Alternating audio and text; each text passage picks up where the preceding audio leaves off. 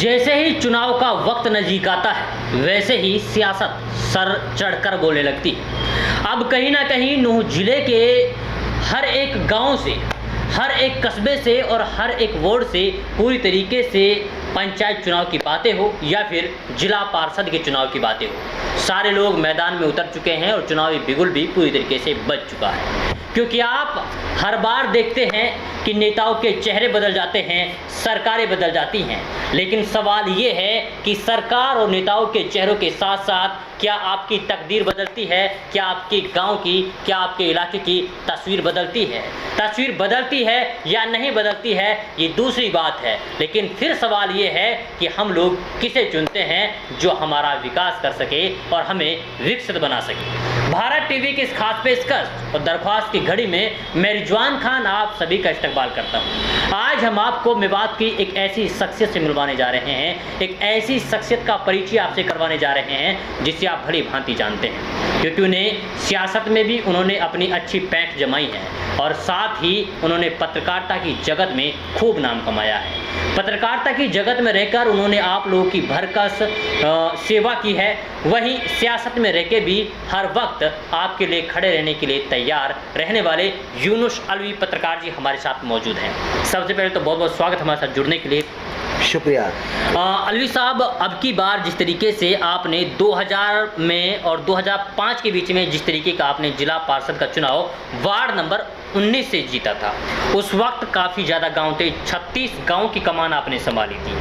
किस तरीके का आपका अंदाज रहा, क्या एक्सपीरियंस रहा, किस तरीके से आपने काम किया? क्योंकि 2020 की अगर हम चुनाव की बातें करें तो इसमें भी आप चुनावी मैदान में उतरे हैं, तो ज़रा ये जानना बहुत ज़रूरी है कि पिछले प्लान में जब आप चुनाव जीते, मैदान में उतरे, लोगों की सेवा आपने की, तो अब क्या सोच करके आप लोगों के बीच में आना चाहते हैं? बिल्कुल रिजवान भाई, मैं आपके भारत टीवी का धन्यवाद करता हूं जो मेरा आज इंटरव्यू लेने आए कि एक पत्रकार का और पत्रकार इंटरव्यू ले और उसकी बात को जनता तक पहुंचाए। मैं आपका धन्यवाद करता हूं। लेकिन यहाँ इससे पहले अपनी बात बताने से पहले मैं एक आपको जानकारी दे दूँ और बता दूँ कि जो चुनाव जो है ना, आदमी सोचता है कि पैसे वाला ही लड़ता है, लेकिन मैंने अब तक जो चुनाव लड़ा है, मैंने 1995 में जिला परिषद के चुनाव की तैयारी की थी और अब फिर 2020 का जिला परिषद का चुनाव की तैयारी हो। अगर आप ये महसूस ना करेंगे कहीं मैं झूठ तो नहीं बोल रहा हूँ। नहीं अलवी साहब, हमें आपको 25 साल बाद में 25 साल पीछे हम आपको बाद में लेके चलेंगे, लेकिन अभी हम छोटी छोटी बातें कर लेते हैं। जैसे कि आप देख रहे हैं लगातार पत्रकारिता भी कर रहे हैं, लोगों से मिलते हैं, नेताओं से भी मिलते हैं, लेकिन जो मूल समस्याएं हैं अपने इलाके की, उन पे किस तरीके से आप लोग काम करना चाहते हैं? क्या क्या आपने ऐसा ऑब्जर्व किया है कि अगर जनता आपको चुन करके जिला पार्षद चुन देती है तो आप कौन कौन सी चीज़ों पर जल्दी काम करेंगे? देखो, बिल्कुल रिजवान भाई, बिल्कुल सही फरमाया।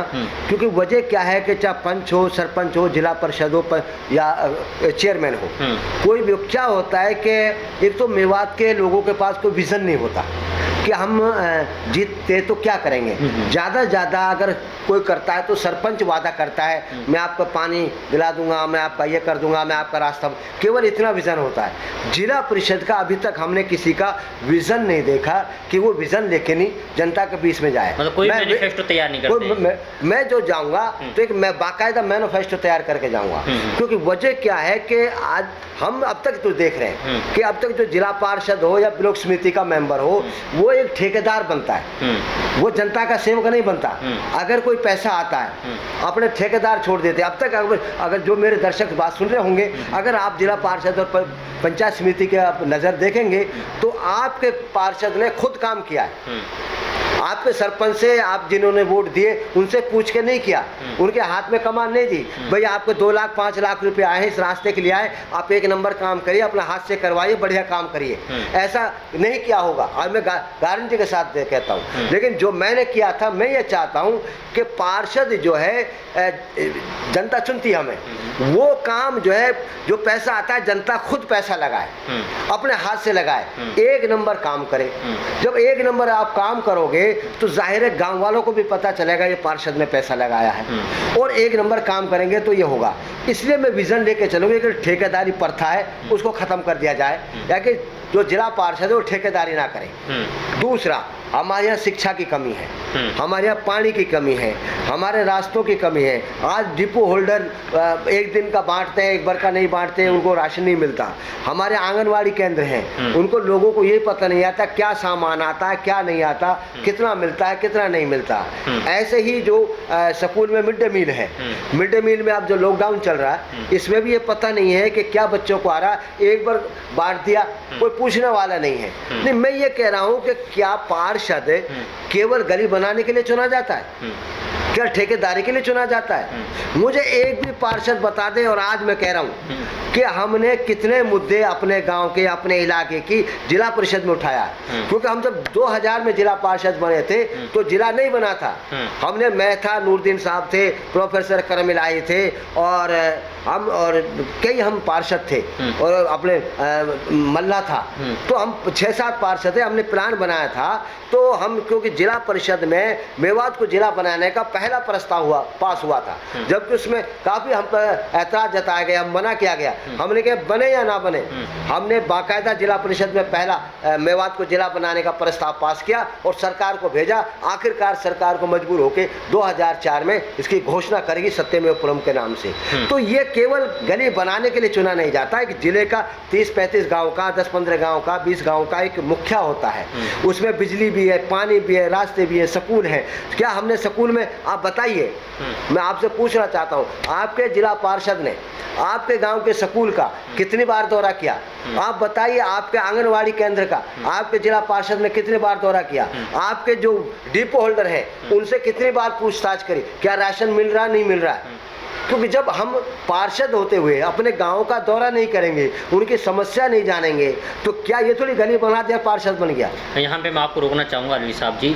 आपने कहा कि स्कूलों की स्थिति बद से बदतर हो चुकी है, क्योंकि ना तो पार्षद जाते हैं, ना सरपंच जाते हैं, ना ही हमारे विधायक जाते हैं, क्योंकि उन्हें कोई लेना देना ही नहीं है। सत्ता हाथ में आ गई तो चुपचाप से बैठ जाते हैं और 5 साल पूरे मजे मार देते हैं। तो आपको क्या लगता है कि जिस तरीके की स्थिति अभी फ़िलहाल स्कूलों की है, वो एकदम निहायत नाजुक हम लोग उसे कह सकते हैं, क्योंकि बच्चे बिल्कुल स्कूल में पढ़ाई नहीं हो रही है। आपने मिड डे मील की बातें की कि मिड डे मील का जो राशन है उसको वहाँ के लोग खा जाते हैं और जो बच्चे हैं उन तक पहुँच ही नहीं पाता है। तो आपको क्या लगता है कि किस तरीके से इस तरतीब को बेहतर बनाया जा सके, अगर एक जिला पार्षद की सोच से हम लोग देखें तो? देखो, 2 चीज़ें, अल्लाह का शुक्र है मेरे पास 2 चीज़ें हैं। एक पत्रकारिता है। अगर मैं किसी स्कूल में जाऊँगा, जिला पार्षद कम पत्रकार पहले, मैं उसको पत्रकार की नज़र से देखूंगा।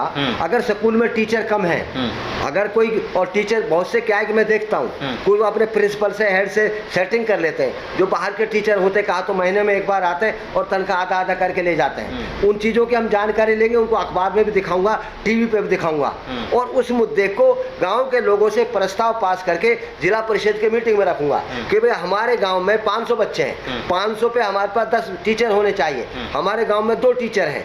तो उस मुद्दे को, क्योंकि जिला शिक्षा विभाग भी जिला परिषद के अधीन आता है। शिक्षा विभाग भी, चाहे हेल्थ विभाग हो, चाहे शिक्षा विभाग हो, चाहे दूसरे हैं, ये 15 विभाग फिलहाल जो है जिला परिषद का अधीन कर रखे हैं। जब इस मुद्दे को हम, वहाँ डीओ भी होगा, वहाँ डिप्टी डीओ भी होगा, दूसरे अधिकारी होंगे। जब हम टीचर की कमी की बात करेंगे तो अगर वहाँ पूर्ति नहीं है, सरकार जब तक रेगुलर नहीं लगाती है, डेपुटेशन पे हम उनको भिजवाएंगे। एक बात।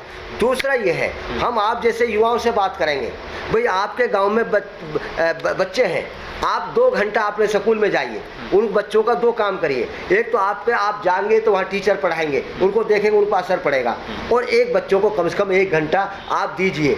और दूसरे, अगर 5 बच्चे हो जाते हैं तो 5 पीरियड हम अपने बच्चों से ले सकते हैं, उनका भी हौसला बढ़ेगा। दूसरा क्या है, आपने क्या आंगनवाड़ी वाली बात पे सरपंच ने ज़्यादातर अपने घरों पे आंगनवाड़ी सेंटर खोल रखे हैं। लोगों को पता ही नहीं होता कि हम इस बात की जांच कराएंगे किस गांव में कि आंगनवाड़ी ने कितने बच्चों का नाम ऐड किया है, उनको राशन मिल रहा है कि नहीं मिल रहा है। क्योंकि ज़्यादातर शिकायत मिलती है कि इनका रास्ते में बेच दिया जाता है। डिपो है, डिपो राशन नहीं देते। अपने चाहते हुए मैं जिला पार्षद हूँ, मैं पत्रकार हूँ या सरपंच हूँ, मेरे घर तो 2-2 बोरी क्या नाम है अनाज की और उनकी भेज देगा, लेकिन गरीब लोगों को 3-3 महीने नहीं मिलता। तो इसका भी हक उनको मिलना चाहिए। अच्छा, एक समस्या और है, क्योंकि आप लोग फील्ड में भी घूमते हैं, देख भी रहे हैं कि पानी पानी की किल्लत कितनी ज़्यादा बनी हुई है।